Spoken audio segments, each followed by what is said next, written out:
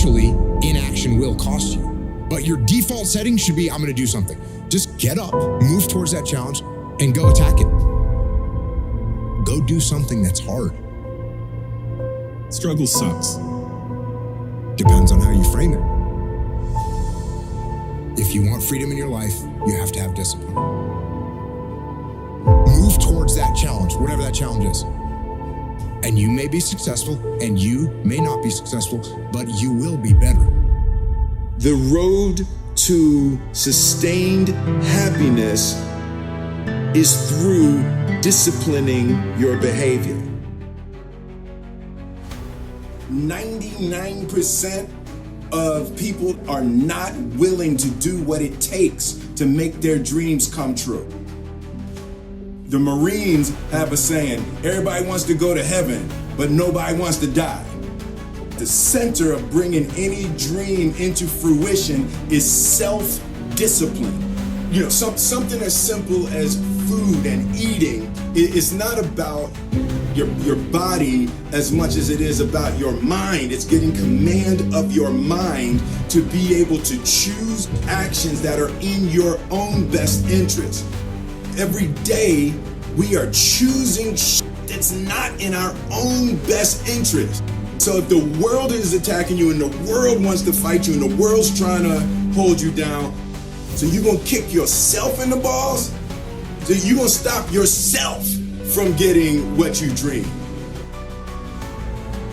So you gotta have a goal, you gotta have a dream, you gotta get hungry, and then you gotta get real disciplined. Because motivation will get you going. The thing about self-discipline is that it is necessary for everything you do in your life. You have to be self-disciplined.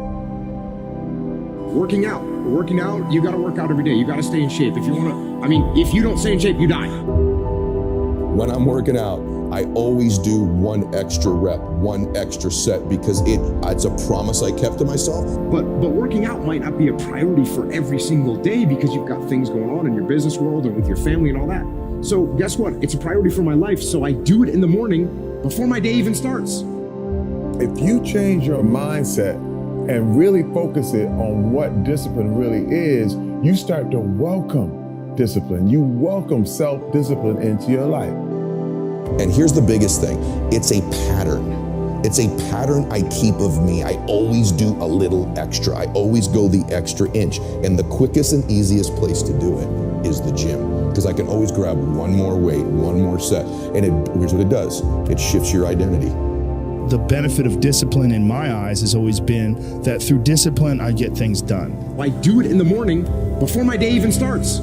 So I can still handle the priorities for the day, but I got my workout done. So long term, I look up in a year and I'm not out of shape and breathing hard when I go up in the stairs because I maintain that discipline on a daily basis. The reason that discipline is necessary is because you're a mass of competing short-term interests. And so the question is then, well, which short-term interests should win out? And the answer to that is none of them. They need to be organized into a hierarchy that makes them functional across time and across individuals. Like a 2-year-old is very likely to act out his or her proximal impulse. But of course, a 2-year-old can't survive in the world. You have to bring your primary instincts, let's say, under the regulatory structure of a higher order value system that allows them to manifest themselves without undue mutual sacrifice across large spans of time in the presence of large numbers of other people. So that requires a very sophisticated ordering. A meta-narrative is necessary to unite subcultures so that they can operate peacefully and within the same space. The same thing applies within you, because you're like an internal coalition of warring single-minded tribes, and they have to all be brought under the organizational structure of long-term collective vision. And in order to do that, you have to be disciplined. We often think that to make a real change in our lives, we need to take some massive, bold action. We envision grand gestures, major life overhauls, and sweeping resolutions. But the truth is, lasting change doesn't come from these dramatic one-time efforts. It comes from small, consistent actions taken over time. That's where the real power of discipline begins, right here, right now, in the little things you do every day. The key is not to be intimidated by the scale of the journey, but to start with a single step, no matter how small it may seem. Don't say you can't. Don't say this is going to happen. Don't quantify it and say, well, if I show up, this better happen. Just show up and put the work in. Discipline is a foundation to life. Many people ask, why do you rise? And I tell them, this is why I rise. I rise for those that paved the way before me and gave me belief in the power. If you see me as a giant, it is only because I am standing on their shoulders.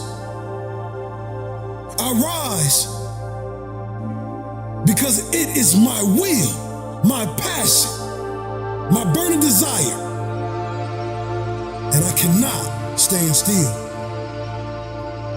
I rise because I know that I have a legacy to fulfill. I rise because this is my journey, not just a destination. I rise because I am the creation. I rise because every second, every minute, every hour, every day, every week, every month, every year that goes by brings me closer to fulfilling my ultimate obligation. I rise because I lead an army of kings and queens. And this is the dawning of a new day. I rise because we are many like grains of sand. I rise before I leave. But first, I must pave the way. I rise because if anyone can do it, I know I can. I rise because people like Martin, Malcolm, Marcus Garvey, their life for the struggle. I rise because people like Rosie, Oprah, Harriet, and Coretta stood tall in the face of adversity. I rise because I have a dream. I rise because I will see that dream fulfilled by any means necessary. I rise because I know that none but ourselves can free our minds from mental slavery. This is why I rise. Why do you rise?